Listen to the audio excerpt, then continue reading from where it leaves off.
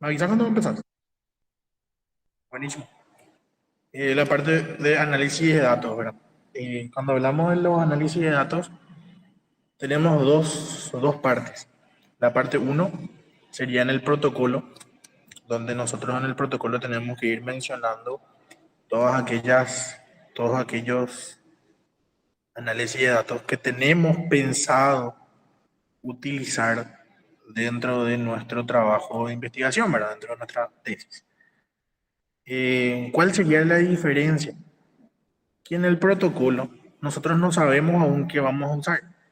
Tenemos una idea de los estadísticos a utilizar en el y de eso, o sea, por eso nos guiamos de nuestros objetivos. Entonces, una vez que nosotros tengamos redactados todos nuestros objetivos, de acuerdo a esos objetivos, tenemos una vaga idea de qué utilizar, pero no precisamente cuál vamos a usar sí o sí, ¿verdad? Eh, y luego, una vez terminado el trabajo de investigación, ya para el informe final, ahí eso nosotros adaptamos. Todo eso que escribimos primero en el protocolo lo adaptamos, porque ahí sí ya sabemos, de hecho que ya hicimos luego el análisis. Entonces sí ya sabemos con certeza qué estadísticos ya utilizamos. Entonces esas son las dos partes dentro de lo que es el trabajo de investigación, o sea, dentro de lo que es la tesis. El trabajo final de grado hoy en día con el nuevo reglamento. Eso también le quiero comentar que la gente que ya arrancó su tesis, que ya tiene aprobado el tema y título, aún se va a regir por el reglamento anterior. ¿Sí? Eso hace poquito nomás estaban conversando los coordinadores con la directora y llegaron a ese acuerdo. Todo lo que ya tienen aprobado el tema y título va a regir el reglamento anterior. En cambio, lo que van a arrancar ahora, o lo que arrancaron después del 11, 12 de agosto, 11 de agosto creo que era, que salió el nuevo reglamento, sí se van a regir ya por el nuevo. Así ya va a ser un trabajo final de grado y no una tesina. Ya con todo lo que conlleva también el nuevo cambio. Para que tengan en cuenta ustedes que, ahora acá veo que todos ya arrancaron, ¿verdad? Pero eh, para los que no arrancaron aún, que tengan en cuenta eso. Bien, ya les comenté un poquito cómo funciona esto en la parte de las tesis, trabajo final de grado. Ya depende de su estado, ¿verdad? De su estado de proceso en cuanto al trabajo. Ahora, ¿qué o cuáles son los estadísticos que nosotros debemos utilizar? Si es un estudio cuantitativo, lo primero que tenemos que tener en cuenta siempre es decidir el programa de análisis de datos que van a utilizar. En cuanto al programa de análisis de datos, en realidad, eh, hay softwares que son de libre acceso, ¿verdad? Que no necesitan una licencia, o sea, que no se necesitan comprar el software, eh, como por ejemplo R Commander, PSPP, hay uno que se llama JAPS, JAPS creo que era. Acá no tengo, pero creo que era así, JAPS, JAPS. Y otros que sí, R Commander, y otros que sí, bueno, sí necesitan la licencia, como por ejemplo puede llegar a ser Excel, como puede llegar a ser el SPSS, entre otros, ¿verdad? Ahora, el software en realidad todos tienen la misma función, todos funcionan, eh, vamos a decir, eh, en el, todos tienen la misma función de analizar los datos, ¿verdad? Ya depende de quién va a analizar como para tener los conocimientos específicos del software, ¿verdad?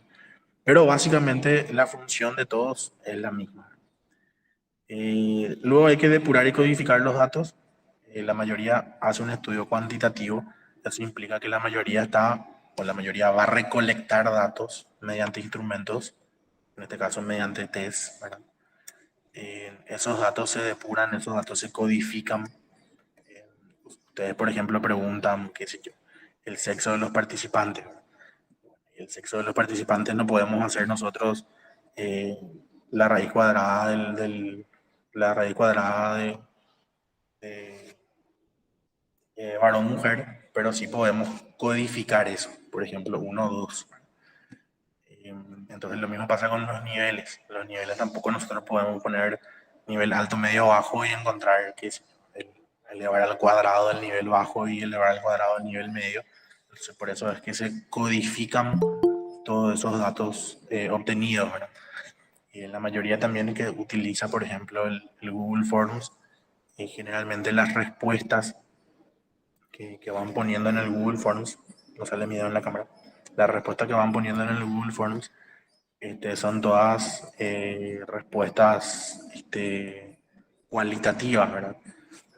Por ejemplo, nunca, casi nunca, a veces, siempre, casi siempre.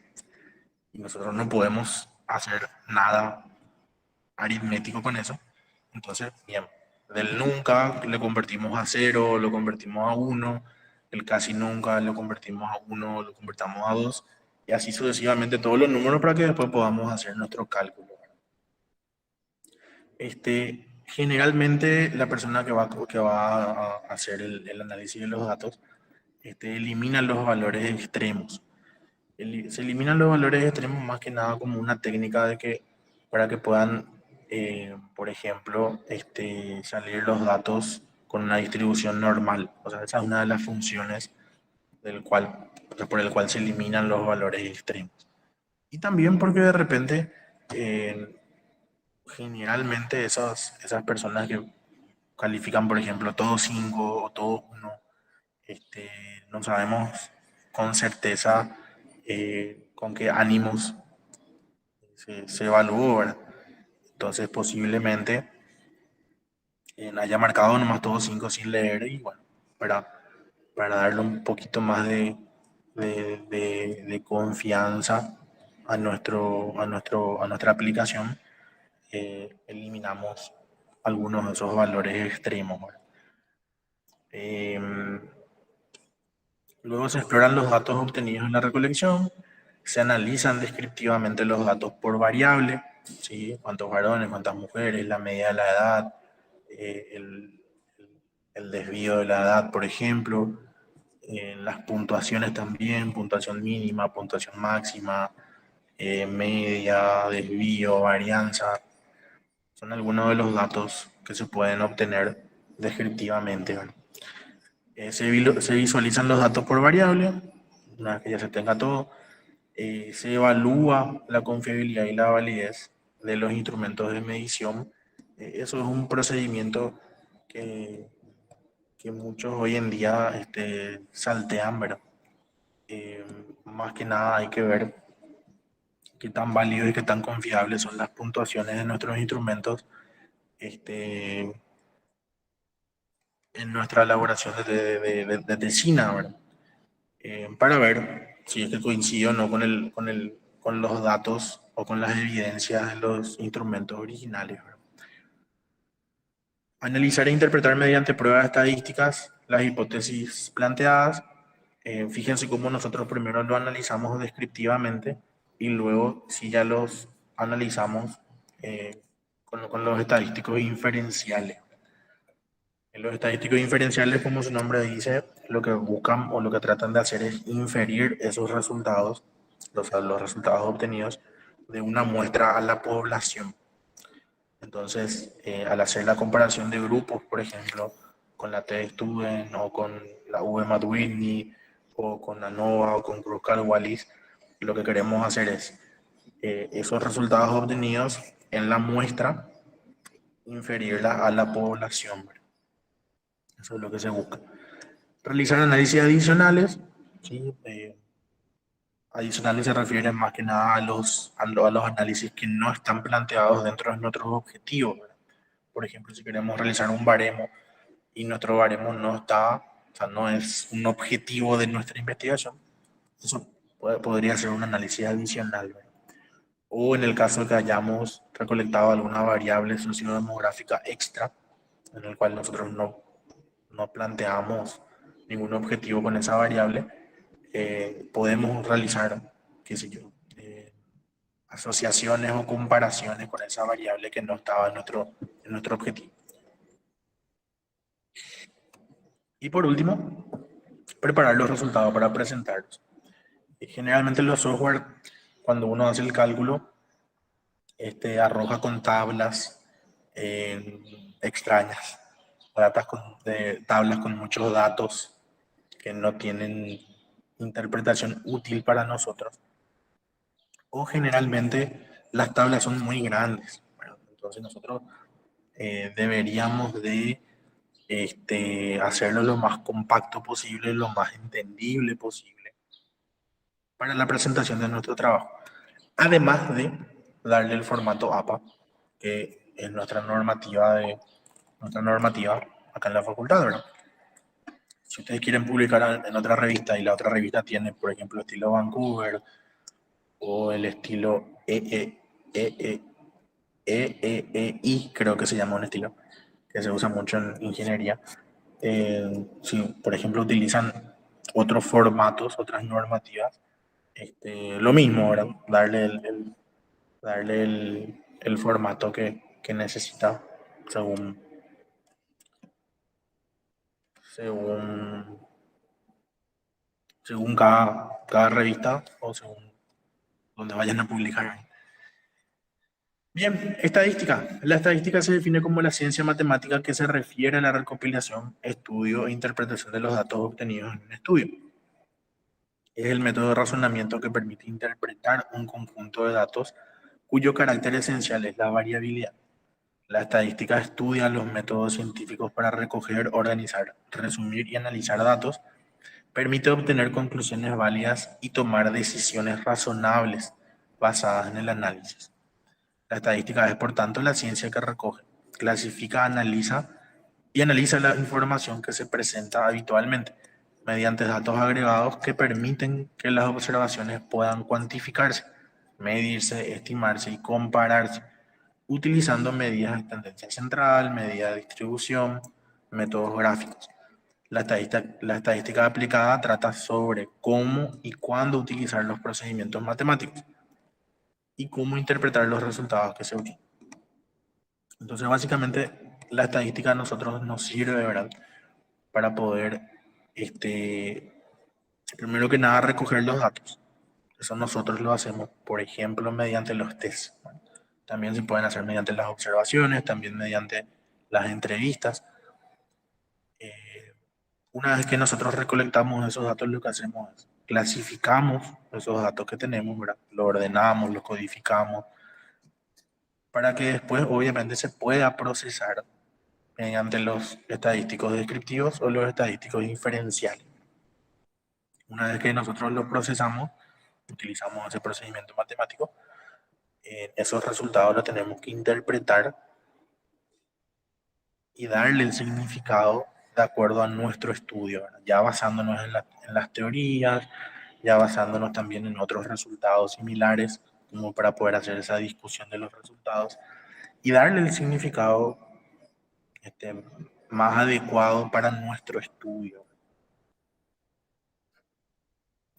Los tipos de estadísticas, tenemos dos tipos de estadísticas, la estadística descriptiva y la estadística inferencial. La descriptiva básicamente lo que hace es organiza y presenta los datos de una manera científica y lógica. La estadística descriptiva es la parte de la estadística que sintetiza y resume la información contenida en un conjunto de datos.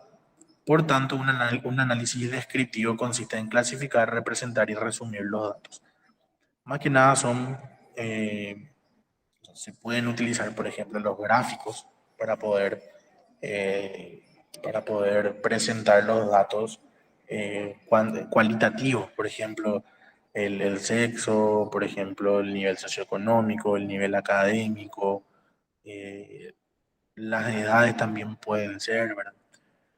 Ya depende de cómo ustedes prefieran presentar esos datos. Pero la idea siempre es que describa y que ordene, ¿sí? Ustedes en un Excel, por ejemplo, van a tener todo en filas, todos los datos, ¿verdad? Y lo podemos presentar así, ¿verdad? Entonces, vamos a ordenar esos datos y vamos a clasificarlos para poder presentar en una sola imagen, por ejemplo, en gráficos de barra o en gráficos circulares, el porcentaje de varones y el porcentaje de mujeres, por ejemplo. o incluso también los niveles. ¿Sí? ¿Qué porcentaje obtuvo nivel bajo? ¿Qué porcentaje obtuvo nivel medio? ¿Y qué porcentaje obtuvo nivel alto? Entonces, y en el caso de los datos cuantitativos, por ejemplo, las puntuaciones o las edades también podrían ser, nosotros podemos presentar eso, sí, podemos presentar, lo podemos ordenar y presentar, por ejemplo, con el valor mínimo, el valor máximo, la media, el desvío estándar, la varianza, ¿verdad? Entonces, acá es donde ustedes tienen que tener en cuenta, de acuerdo a sus objetivos, qué objetivos son objetivos descriptivos. ¿Sí? Por ejemplo, identificar los niveles, clasificar, eh, o sí, identificar los niveles que generalmente es uno siempre de los objetivos que tienen. Entonces, esos niveles ustedes cómo lo van a presentar, lo pueden presentar mediante una tabla de frecuencias y porcentajes o lo pueden presentar de acuerdo a este, gráficos de barra o gráficos circulares o algún otro gráfico que se les ocurra ahora, pero generalmente esos son los gráficos más utilizados. Eh, Tener en cuenta que los gráficos circulares, como en los gráficos circulares, como el círculo, ¿verdad? La torta, representa el 100%. Generalmente se utiliza ese gráfico circular cuando vamos a presentarlo en porcentajes. Y el gráfico de barras, ¿verdad? Perdón, histograma, o similar al histograma, eh, se puede presentar con las frecuencias, ¿verdad? Entonces, mientras más alto sea la barra, es porque tiene mayor frecuencia. O para que tengan en cuenta a la hora de redactar ustedes su plan de análisis de datos. Las puntuaciones máximas y mínimas, media, desvío y varianza, se pueden presentar con las puntuaciones totales, para saber cuál fue el menor puntaje que se obtuvo, para saber cuál fue el mayor puntaje que se obtuvo, para saber cuál es o cuánto es el promedio en cuanto a las puntuaciones, para saber el desvío eh, de las puntuaciones, ¿verdad? Y la varianza también. Entonces, esas son las estadísticas, esa es la estadística descriptiva y eso es lo que ustedes tienen que tener en cuenta a la hora de redactar o sea, perdón, sí, a la hora de redactar su plan de análisis de datos, se fijan en sus objetivos y aquellos objetivos que son descriptivos pueden llegar a utilizar todos esos estadísticos. Y eso es lo que ustedes tienen que escribir. En cuanto a la estadística inferencial, son las bases lógicas mediante las cuales se establecen conclusiones relacionadas con poblaciones a partir de los resultados obtenidos en muestras, o sea, la generalización, ¿verdad? La inferencia. Se basa en dos pilares básicos que son el contraste de hipótesis y la estimación de intervalos de confianza. Sirve para estimar parámetros y probar hipótesis. Se basa en la distribución muestral. Y bueno, acá básicamente lo que se hace es, se busca inferir los resultados obtenidos en una muestra a la población. ¿Cuáles son los estadísticos inferenciales? Son todo lo que nosotros ya habíamos dado en psicometría alguna vez. Por ejemplo, la R de Pearson, Rho de Spearman, Chi cuadrado, T Student, U de Madwin, ANOVA, Kruskal-Wallis, entre otros. Y esos son los más utilizados dentro de los objetivos planteados. Por ejemplo, si ustedes plantean la relación entre dos variables cuantitativas, entonces, como buscan la relación, o puede ser solamente la R de Pearson o Rho de Spearman, ¿verdad? Y si las variables son cuantitativas, lo mismo, o R de Pearson o Rho de Spearman. Y eso después ya depende de la distribución de nuestras variables, para ver si hay una distribución normal o una distribución diferente a la normal. Tendríamos que utilizar primeramente las pruebas de normalidad. Y las pruebas de normalidad recuerdan que eran Kolmogorov-Smirnov cuando la muestra es mayor a 50 y Shapiro-Wilk cuando la muestra es menor a 50. Y eso tener en cuenta también que hoy en día O sea, eso de la muestra mayor a 50 o la muestra menor a 50 eh, se utilizaba anteriormente más que nada por los libros estadísticos que venían con tablas, bueno, todo, libro de estadística, todos los libros de estadística en la parte final del libro vienen con montones de tablas. Bueno, y esas tablas dependía, ¿verdad? Al hacer la prueba de normalidad dependía de si era mayor a 50 o menor a 50, entonces tenían números diferentes. Hoy en día, por ejemplo, el SPSS trae dentro de lo que es la prueba de Kolmogorov-Smirnov, trae una prueba que ajusta la población. No recuerdo muy bien cómo se llamaba, algo de Lily Ford, algo así es. Eh, pero no tengo idea cómo se escribe. Eh, y bueno, lo que hace ese estadístico es ajustar, como para que nosotros podamos utilizar nomás la prueba de Kolmogorov-Smirnov siempre, ¿verdad? Porque ajusta los valores cuando son menores a 50. Bien, entonces lo primero que hay que hacer para antes de realizar las pruebas inferenciales es ver la normalidad de los puntajes y ver también la naturaleza de nuestras variables, si son variables continuas o si son variables categóricas.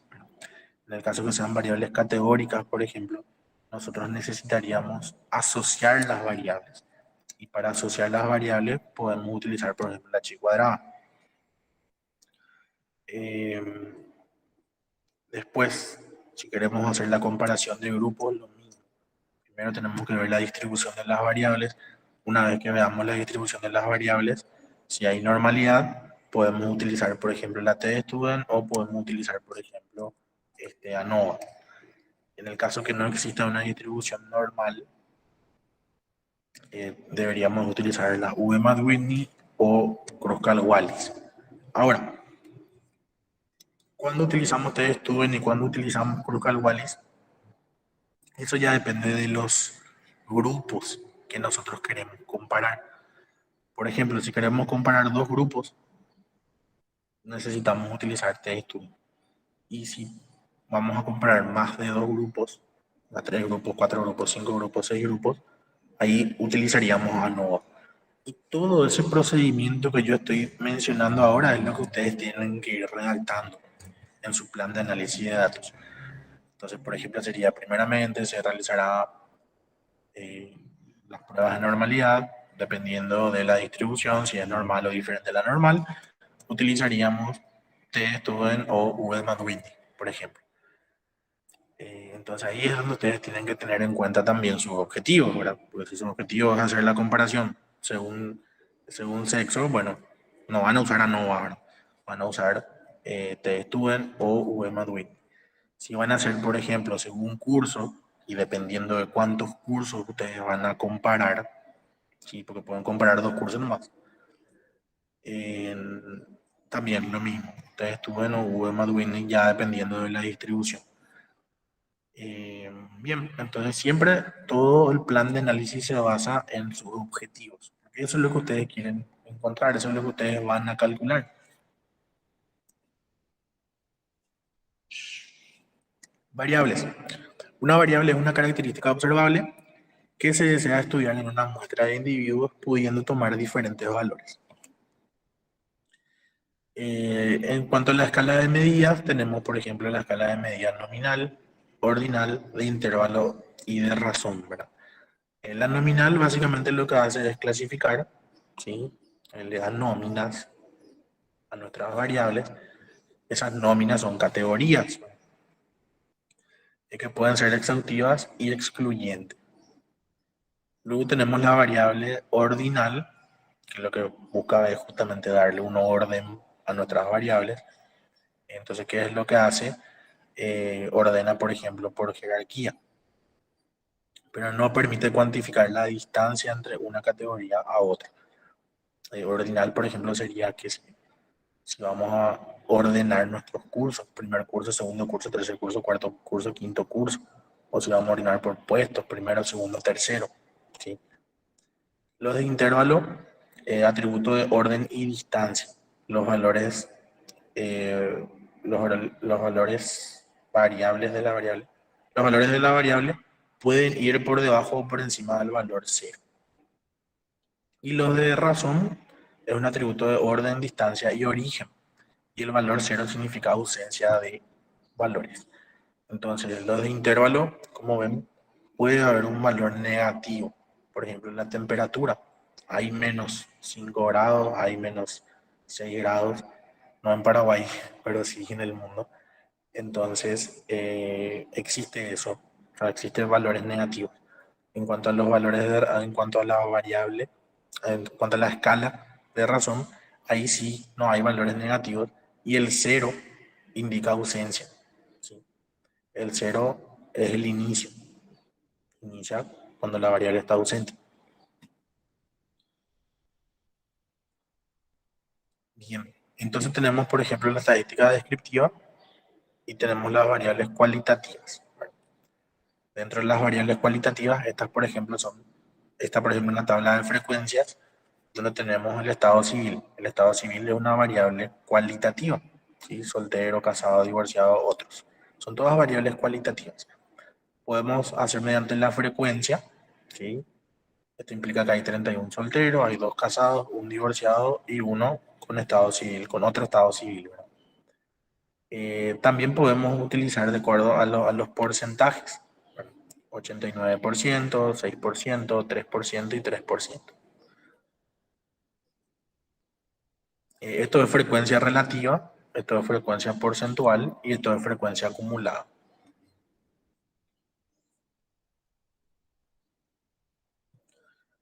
Acá tenemos, por ejemplo, la misma tabla, fíjense como estado civil y frecuencia. Acá tenemos género y frecuencia, 4 hombres y 6 mujeres. Y fíjense cómo de esta misma tabla se puede hacer un gráfico, en este caso un gráfico de barras. Bueno, tenemos 4 hombres y 6 mujeres. Eso ya depende de ustedes cómo prefieren presentar, ¿verdad?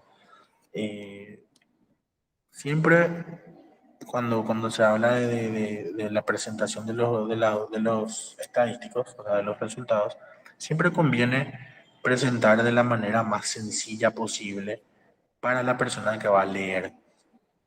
Entonces, con este gráfico uno a primera vista ya puede interpretar absolutamente todo. Por el simple hecho de que la barra de mujeres sea más grande, ya vamos a saber que hay mayor cantidad de mujeres. Entonces ya ni siquiera hace falta saber cuánto, sino que ya sabemos que la mayoría son mujeres. Después, en el segundo vistazo, sí ya vamos a ver cuántos son, ¿verdad? En este caso veo ahí que son 6 y ya estamos. Entonces, es mucho más intuitivo para la persona que va leyendo. Igual eso depende siempre de la persona que va a presentar su resultado, ¿verdad? Em, las tablas de frecuencia y las representaciones gráficas son dos maneras equivalentes de presentar la información. Los dos exponen ordenadamente la información recogida en una muestra. ¿Sí? Son equivalentes. Ella depende de ustedes cómo prefieran presentar.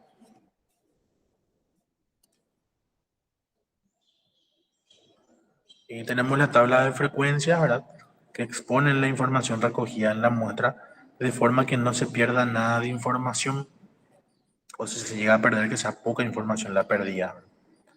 Tenemos las frecuencias absolutas, tenemos las frecuencias relativas en porcentajes y las frecuencias acumuladas, que es lo que ya vimos en la primera tabla.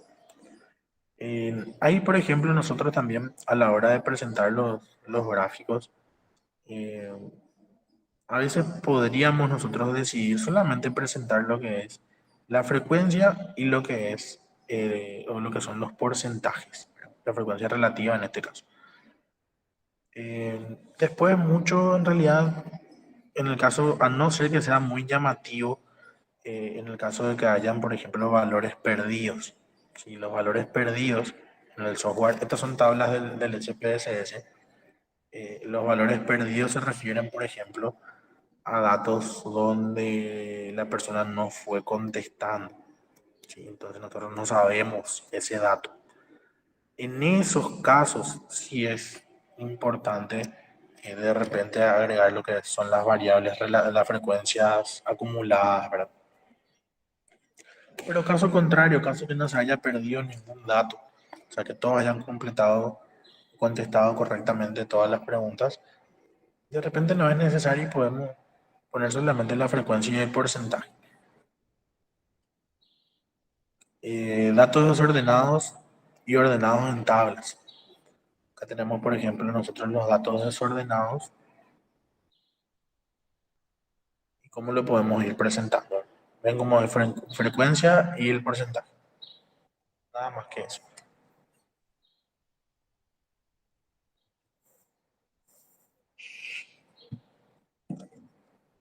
Esto es más que nada también ya de repente la interpretación que se le puede dar a las tablas. Bueno, acá tenemos, estos son números de hijos, tenemos de 0 hijos hasta 7 hijos, tenemos la frecuencia, ¿verdad?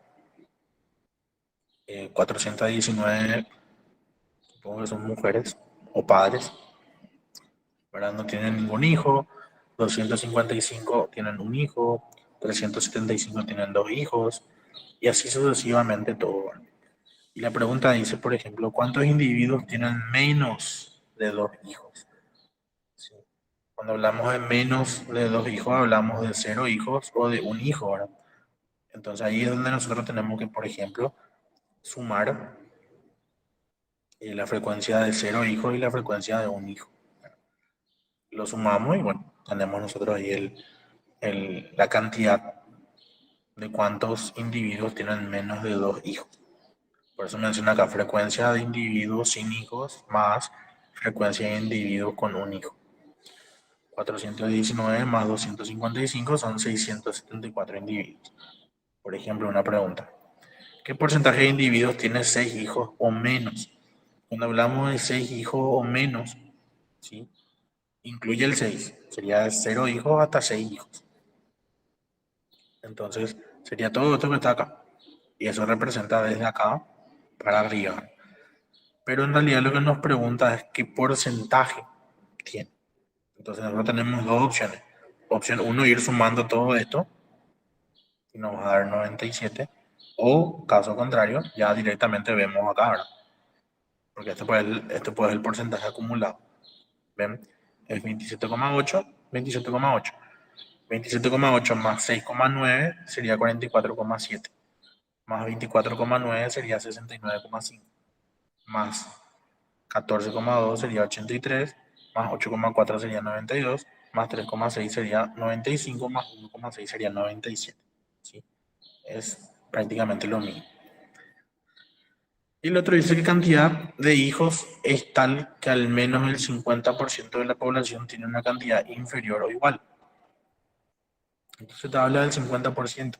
El 50% está incluido acá, en este 69%, 70%. Entonces ahí nosotros sabemos que la mitad o más de la mitad en este caso, tiene dos hijos o menos. ¿Sí?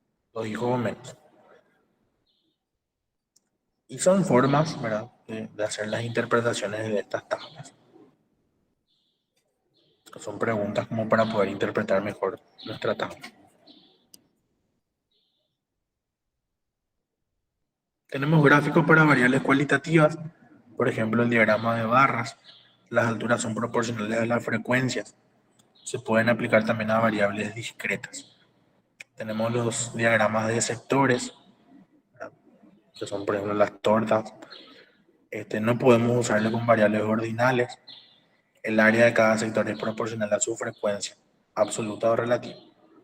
Los pictogramas son fáciles de entender. El área de cada modalidad tiene que ser proporcional. Eh, tenemos ahí para los, los cerditos y como el tamaño de cada cerdito es proporcional al kilo, en este caso, que representa 100 kilos, mucho más gordito que el de 50 kilos, mucho más alto también. Entonces, si vamos a hacer así, tiene que ser representativo. Acá tenemos, por ejemplo, los autos, las bicicletas. Esto no sé qué es. Me parece que está saltando, no sé. Y tenemos los colectivitos. Y bueno, debe ser todo proporcional. a lo que está representando. Estos pictogramas, por ejemplo, yo más que nada, dentro de lo que es la tesis, la verdad que nunca vi, pero no recomendaría tampoco dentro de la tesis. De repente sí se puede recomendar utilizar más que nada dentro de lo que son dentro de lo que ya es la presentación, ¿sí? La defensa de tesis. Pero bueno, depende siempre de la persona que quiera que esté realizando el trabajo. Y en las variables cuantitativas tenemos acá, por ejemplo, la edad, el rango de edad en este caso, y lo mismo, ahora la frecuencia, la marca de clase, la frecuencia relativa, la frecuencia porcentual y la frecuencia acumulada.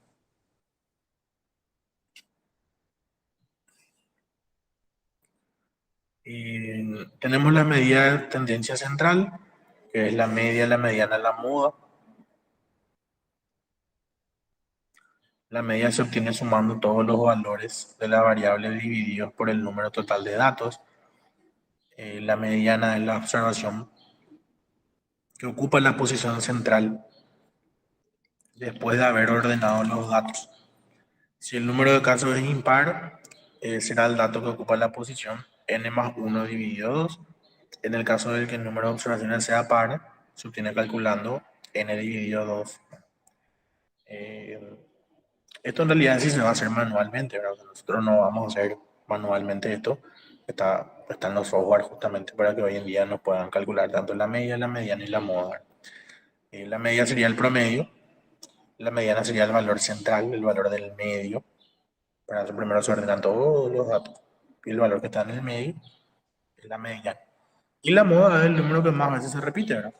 Es el valor o valores más frecuentes en la distribución.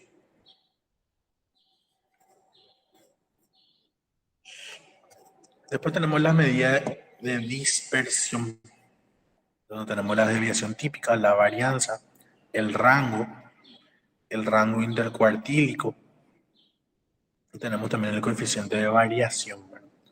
Y esto es lo mismo, ¿verdad? Porque nosotros ya no lo vamos a hacer a mano, lo van a hacer los software, ¿verdad?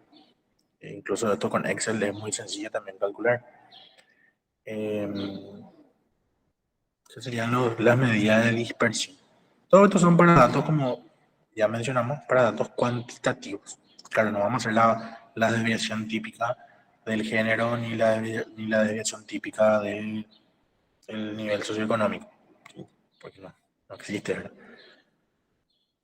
Las medidas de posición, que son los percentiles, cuartiles, deciles, quintiles, ¿verdad? Luego tenemos las medidas de la forma, donde tenemos, por ejemplo, la simetría, que es el grado en que los datos se reparten por encima y por debajo de la tendencia central. La simetría es más que nada, ¿verdad? Podemos ver nosotros que la figura B es una distribución normal, donde la misma cantidad de sujetos, la misma cantidad de puntuaciones están por encima de la media y también por debajo de la media. Y luego tenemos, ¿verdad? El gráfico A, la montañita A y la montañita C, que son distribuciones diferentes a la normal. Al ser diferentes a la normal, no hay asimetría. Perdón, hay lo que existe asimetría, porque es sin simetría. Eh, y también se pueden mencionar que existen sesgos, ¿verdad? Sesgos negativos o sesgos positivos, ¿verdad?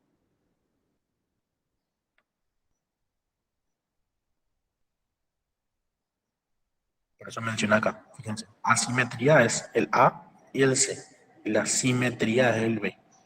La simetría es la distribución normal, y la asimetría serían cuando ya existen sesgos, positivos o negativos. La kurtosis, que indica el grado de apuntamiento de la distribución en la zona central. Tenemos, por ejemplo, la leptocúrtica, la mesocúrtica y la platocúrtica. La platocúrtica es mucho más chata, ¿sí? La mesocúrtica sería como la distribución normal y la leptocúrtica sería la más puntiaguda, ¿verdad? Así, alta, otra montañita.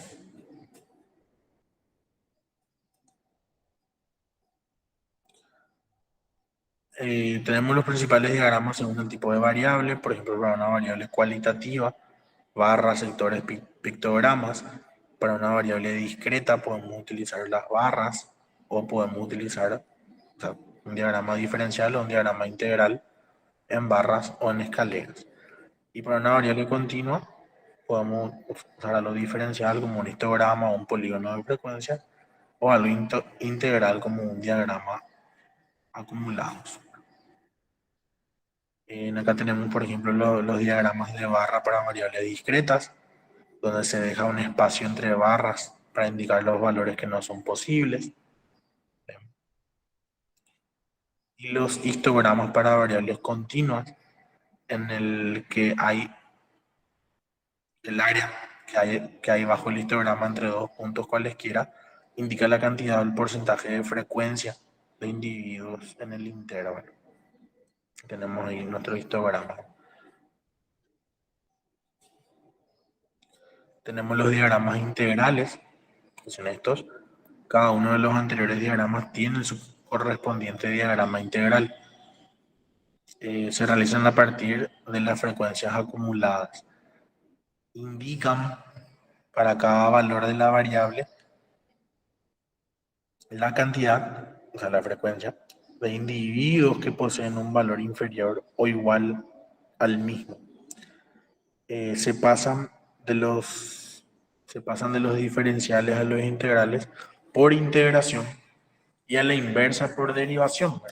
Entonces ahí tenemos, por ejemplo, nosotros nuestras frecuencias acumuladas y nuestras frecuencias relativas, y estos serían nuestros diagramas integrales. Integran dos tipos de gráficos, ¿sí? Como para que tenga mayor facilidad a la hora de interpretar, o sea, más gráfico. En cuanto a lo que son las variables, los estadísticos inferenciales, lo que ya mencioné varias veces, ¿verdad? Tenemos la estadística descriptiva y la inferencial. En la descriptiva la descriptiva nos sirve a nosotros para organizar los datos, para realizar gráficos y para ver las características de la distribución. En cuanto a la estadística diferencial, nos sirve a nosotros para este, realizar un muestreo, una estimación, un contraste de hipótesis o un análisis multivariante. Dentro de las pruebas estadísticas tenemos nosotros las pruebas paramétricas y las pruebas no paramétricas. La prueba paramétrica tiene mayor potencia en rechazar la HO, o sea, la hipótesis nula. Pero para eso necesitamos nosotros cumplir los tres supuestos.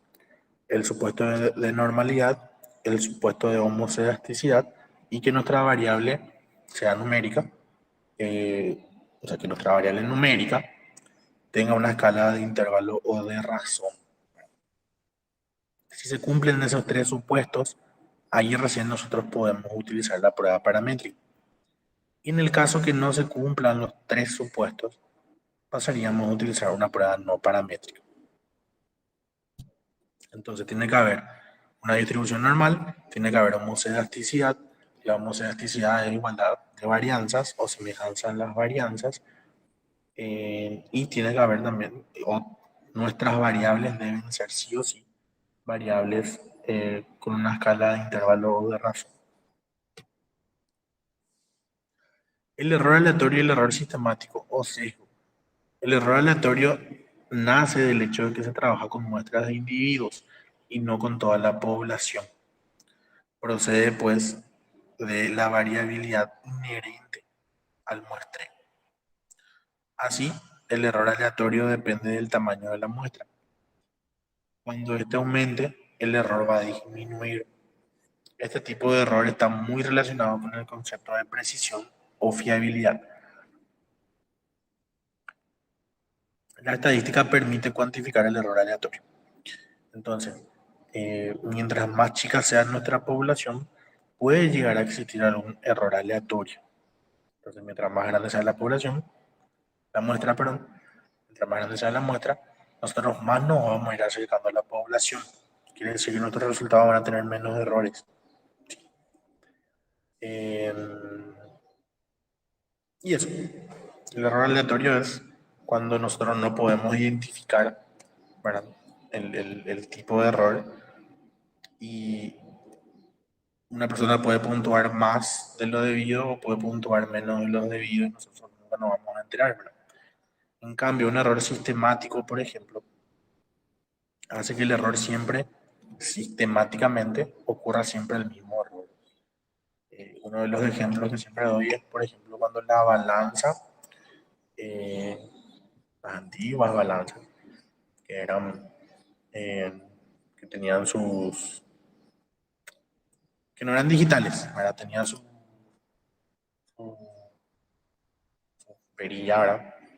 Cuando uno se subía, eso aumentaba de acuerdo al peso de las personas, ¿verdad? Esa balanza uno podía calibrar manualmente. ¿Qué es lo que pasaba anteriormente? Tenía que arrancar en cero, ¿verdad? Pero cuando se descalibraba o se desconfiguraba, eh, arrancaba antes del cero. Entonces arrancaba, qué sé yo, arrancaba en 120 kilos, arrancaba la balanza. Y era de 120, tenía que pasar a 130, pero hasta ahí no era. Entonces ya era cero. O sea, el 130 kilos era cero. Y después arrancaba 1 kilo, 2 kilos, 3 kilos, 4 kilos. Entonces, ¿qué pasaba? Si nadie estaba parado dentro de la balanza, eh, te marcaba 120 kilos y arrancaba ahí. Entonces, cada vez que vos te subías, tenía 10 kilos menos, ¿verdad? Porque de 120 pasaba a 130, después arrancaba 1, 2, 3, 4, 5, 6. Entonces, si a vos te marcaba 50 kilos la balanza, es porque en realidad tenía 60. Pero eso era un error, claro que sí era un error, pero un error sistemático, porque sistemáticamente a todos los que se subían a la balanza les aparecía 10 kilos menos. Entonces ya sabían que iban a tener 10 kilos menos, entonces era sistemático ese error. ¿Sí? En cambio, el error aleatorio es cuando vos te subís, tenés 50, después te bajás y te subís y tenés 18, después te bajás y te subís y tenés 52, te bajás y te subís y tenés 108, te bajás y te subís y tenés 130. Los valores son totalmente aleatorios, entonces los errores también. ¿Sí? O sea, uno no puede predecir o uno no puede estimar cuántos kilos más o cuántos kilos menos te va a poner la balanza en el siguiente pesaje, ¿verdad? En cambio, el sistemático sí, uno ya sabía que va a ser 10, 10, 10, 10, 10, 10. El error sistemático o sesgo aparece cuando se introduce un error en el diseño de trabajo, ya sea por la selección de los individuos, en la información recogida o en su análisis, de forma que se produzca una diferencia sistemática entre los grupos, no atribuible al factor que se está estudiando. A diferencia de lo que ocurre con el error aleatorio, no se atenúa al aumentar el tamaño de la muestra y una vez introducido es prácticamente imposible remediar en la fase de análisis. Este tipo de error va muy ligado al concepto de validez. Evitar sesgos, ¿verdad? Sesgo de información es un error sistemático en la medición de las variables. Los sesgos de selección es un error sistemático en el proceso de selección de los individuos que limitan la comparación de grupos. Los sesgos de confusión es un sesgo debido a la presencia de otras variables con influencia sobre la variable dependiente que no han sido estudiadas y o controladas adecuadamente. El error tipo 1 es cuando nosotros rechazamos la hipótesis nula cuando es cierta. Y el error tipo 2 cuando no rechazamos la hipótesis nula cuando es falsa. O sea, el error tipo 1 es cuando nosotros vamos a rechazar la hipótesis nula y esta es cierta. Eso quiere decir que nosotros vamos a aceptar nuestra hipótesis de investigación, pero en realidad es falsa nuestra hipótesis de investigación, porque la que es verdadera es la hipótesis nula y nosotros aceptamos la hipótesis de investigación. Y nosotros decimos, ah, mira, un poco qué genial, acepté mi hipótesis de investigación, nadie se va a dar cuenta. Pero eso en realidad es falso, sí, porque nosotros estamos rechazando la hipótesis verdadera, que en este caso sería la hipótesis nula. Y un error tipo 2 cuando no rechazamos la hipótesis nula cuando es falsa, o sea, viceversa. Acepté mi hipótesis nula y digo, bueno, acepté mi hipótesis nula, no pasa nada. pero en realidad tenía que aceptar mi hipótesis de investigación. O sea, en realidad sí hay relación, por ejemplo, significativa entre las dos variables. Entonces, estos tipos, error tipo uno y error tipo 2 es lo que nosotros, cómo nosotros combatimos estos errores. Estos errores nosotros los podemos combatir, por ejemplo, con el nivel de confianza o con el poder estadístico de nuestra prueba. Acá están las escalas de medición de las variables. Esto me parece que nosotros ya vimos. No me acuerdo cuándo, pero me parece que ya vimos.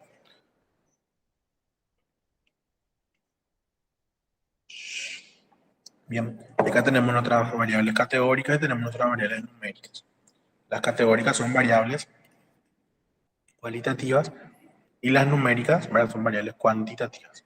Tenemos la nominal u ordinal y tenemos las intervalo y razón. La nominal dijimos que solamente lo que hace es ponerle nombre, ponerle una nómina. La ordinal pone un orden, la de intervalo pone un orden y una distancia, y la de razón pone orden, distancia y origen.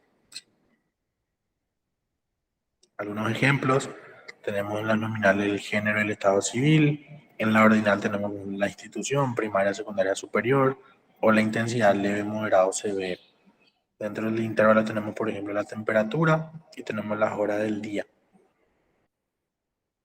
Y en el de razón, donde el cero sí ya, o sea, el cero en realidad lo que hace es el origen, ¿sí? En el sentido de que el cero es la ausencia de la variable, acá no hay cero, pero 0 kilos implica que no hay kilos, ¿verdad? Que no tiene masa, ¿verdad? Y bueno, y 0 hijos es que no tiene hijos.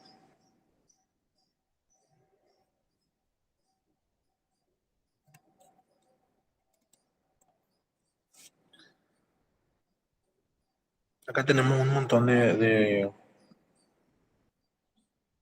estadísticos que sirven para los objetivos de comparación de grupos, ¿sí? Tenemos las pruebas paramétricas como la T de Student y ANOVA, son las dos pruebas paramétricas que sirven para comparar grupos. Y las pruebas no paramétricas, tenemos por ejemplo la chi cuadrada de bondad de ajuste, tenemos la chi cuadrada de homogeneidad, tenemos el test Fisher, tenemos la corrección de Yates, tenemos por ejemplo la prueba de McNemar, tenemos la Q de Cock-Ram, tenemos la U de Madwinny, tenemos la Kruskal-Wallis, tenemos la de Wilcoxon y la de Friedman.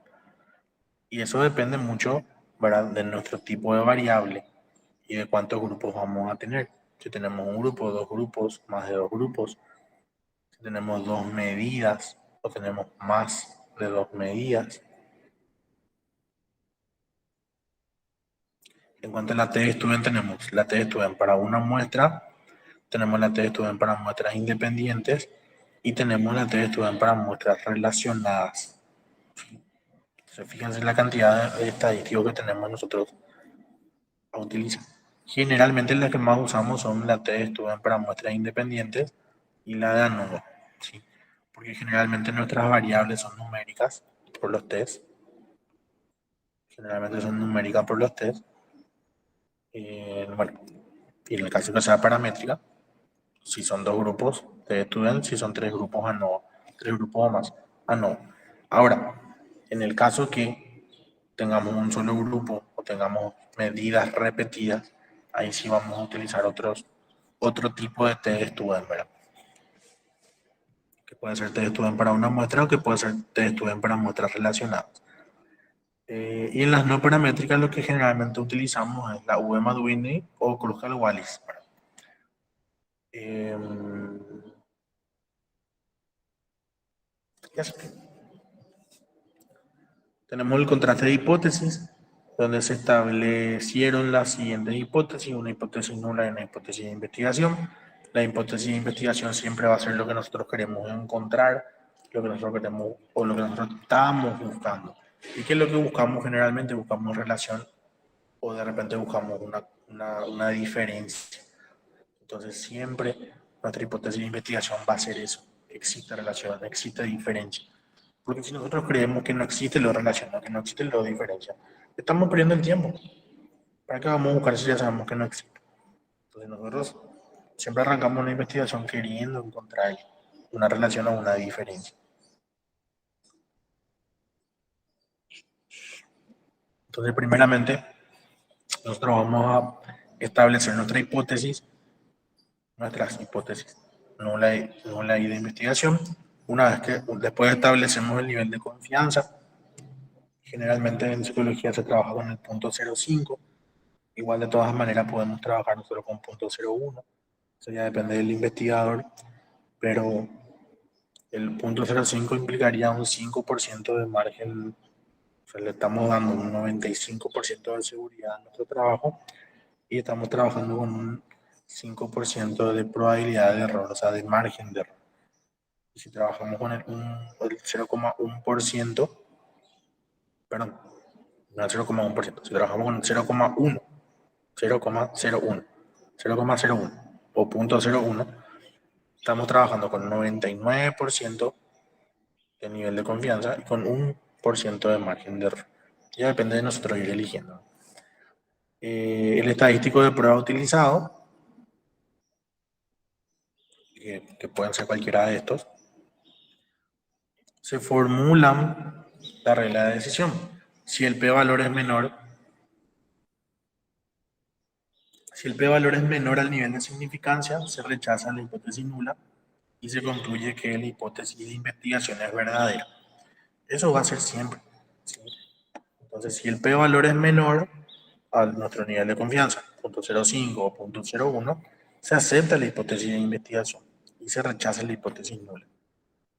Si el p-valor es mayor al nivel de significancia, no se puede rechazar la hipótesis nula, lo cual no significa que no deba aceptarla, pero no significa que se deba aceptar, significa que no puede ser rechazada debido a falta de evidencia estadística. Y después el número 5, ¿verdad? Que ya serían las conclusiones. Estos son algunos software, el SPSS, el PSPP que es libre, el Minitab, el SAS, el Stats, el R Commander que es libre también, el Excel.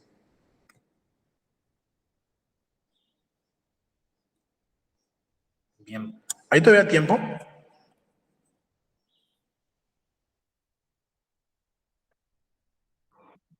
Buenísimo.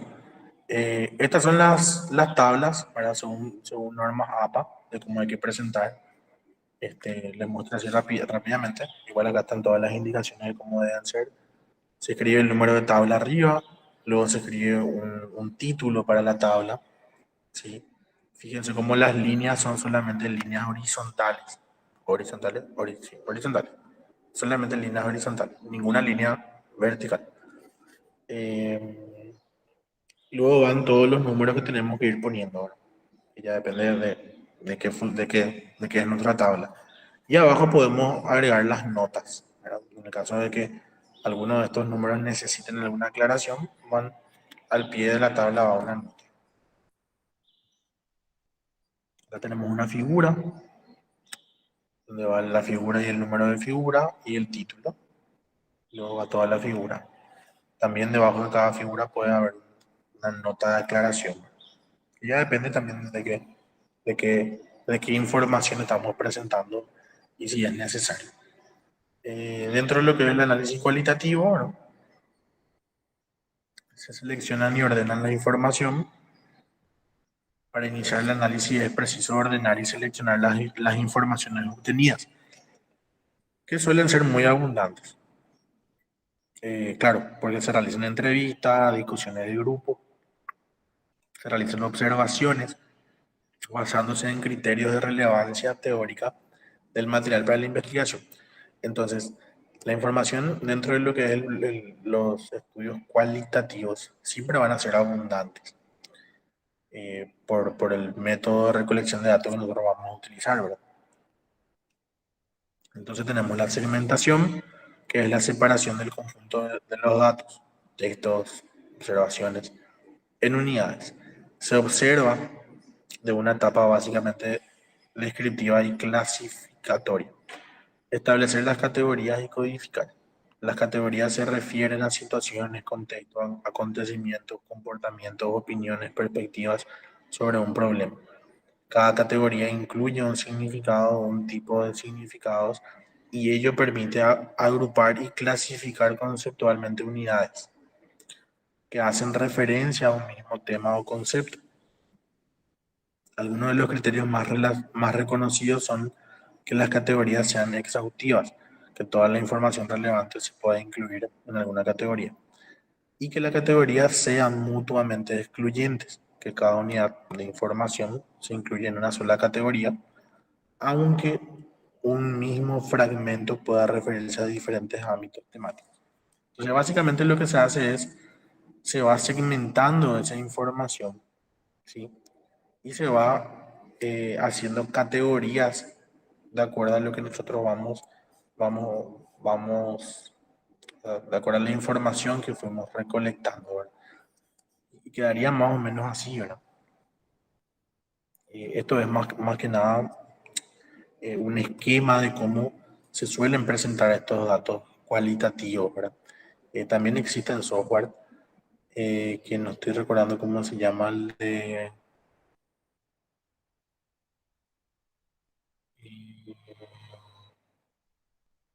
estoy recordando el nombre, el software para este tipo de análisis. Era, no recuerdo, creo que está hacia el final. Sí, Atlas T. Atlas T es el instrumento que, que muy utilizado dentro de lo que es el análisis de datos cualitativos. Bueno, ¿qué es lo que hace? Codificar, o sea, funciona así, segmenta la información y de acuerdo a los contenidos obtenidos, como que lo va clasificando según las categorías, ¿verdad? De acuerdo, ¿verdad? A la congruencia de las palabras de una y otra, de uno u otro párrafo o contenido. Un análisis de discurso, ¿verdad? Citamos dos tendencias de análisis. Una que es el análisis de contenido y el otro que es el análisis de discurso. En cuanto al análisis de contenido, que se centra en describir hasta cierto punto, cuantificar, asumiendo a menudo la transparencia del lenguaje que han dicho o hecho las personas, habitualmente en función de categorías previas y relacionadas con elementos del marco conceptual previo. Habitualmente no utiliza una teoría del lenguaje ni de cómo éste refleja ni construye la realidad social en la que habla o actúa. Y una orientación más interpretativa es el análisis de discurso, que entiende que el discurso es un conjunto de prácticas lingüísticas que promueve y mantiene ciertas relaciones sociales. El análisis consiste en estudiar cómo estas prácticas actúan en el presente, manteniendo y promoviendo estas relaciones, que sacará a la luz el poder del lenguaje como una práctica constituyente y regulativa. Acá tenemos el análisis de contenido, que es un procedimiento metodológico que permite aislar unidades de texto, audio, video a través de una codificación y etiquetado de estas unidades en uso de un instrumento. Entonces se hace por un sistema de categorías. Yo voy acá viendo que este párrafo pertenece a una categoría, estos dos párrafos también pertenecen a una sola categoría, este amarillo pertenece a otra categoría. Y eso yo lo voy agrupando de acuerdo al contenido, obviamente, ¿verdad? Y lo agrupo de esta manera, ¿sí?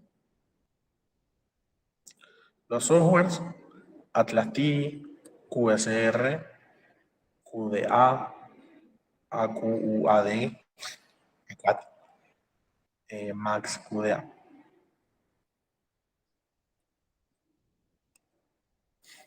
Justito,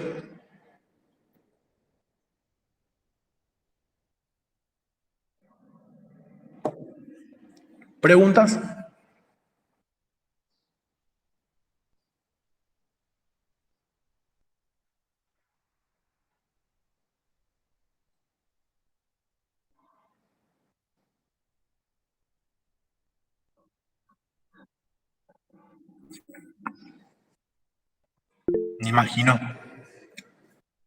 Me imagino, me imagino. Pero, pero bueno, ya termina. Última semana. Una semana más nomás ya. ¿Las clases terminamos hoy o tenemos todavía el lunes que viene?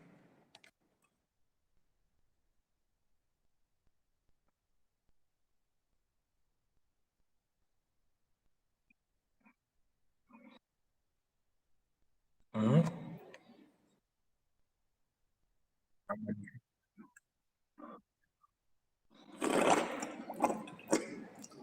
Ah, buenísimo, buenísimo. Bien. Súper, quedamos así entonces. Dale, me avisan cualquier cosa. Dale, dale, chaucito.